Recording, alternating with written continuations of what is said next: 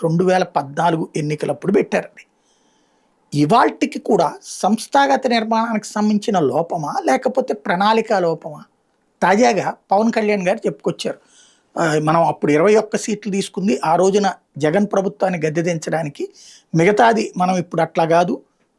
నేనే పొత్తుల గురించి మాట్లాడతాను. మీరెవరు మాట్లాడకండి. Very good. ఇప్పుడు ప్రతి ఎమ్మెల్యే కూడా తనతో పాటుగా తన చుట్టుపక్కల ఉన్నటువంటి ప్రాంతాలకు సంబంధించి కూడా ఒక నివేదికలు ఇవ్వండి. ఎక్కడెక్కడ మనకు బలం ఉంది అన్నట్టు. అది ఇప్పుడు చేయడం ఏంటి?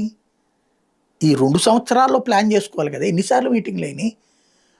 ఇప్పుడు ఎక్కడెక్కడ నాకు ఈ మున్సిపాలిటీలు కావాలి, నాకు ఈ కార్పొరేషన్లు కావాలి, నాకు ఈ మండల పరిషత్తులు కావాలి, నాకు ఈ జిల్లా పరిషత్తులు కావాలి, లేదు ఈ మండల పరిషత్తులో నాకు ఇన్ని సీట్లు కావాలి, నాకు ఈ జిల్లా పరిషత్తులో ఇన్ని సీట్లు కావాలి, ఈ సీట్లు కావాలి, ఈ మున్సిపాలిటీలో నాకు ఈ సీట్లు కావాలి, ఈ కార్పొరేషన్లో నాకు ఈ సీట్లు కావాలని మనం ముందే ఒక లిస్టు తయారు చేసిస్తే వాటిట్లో వాళ్ళు ఏమిస్తారో చెప్తారు, లేదా వాటికి బదులుగా ఏమిస్తారో వాళ్ళు చెప్తారు. ఇదంతా ముందస్తుగా జరగాల్సినటువంటి ప్రక్రియ. ఇప్పుడు ఈ మాట చెప్పేశారు.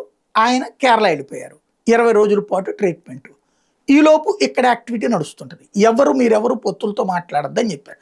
ఒకవేళ ఇక్కడ నిర్ణయం తీసుకుంటే నాదెళ్ళని టార్గెట్ చేస్తారు కాబట్టి నాదెళ్ళని కాపాడతా తన్నెత్తినే వేసుకుంటున్నారు. ఇప్పుడు అందరికి కార్యకర్తకి న్యాయం జరుగుతుందా?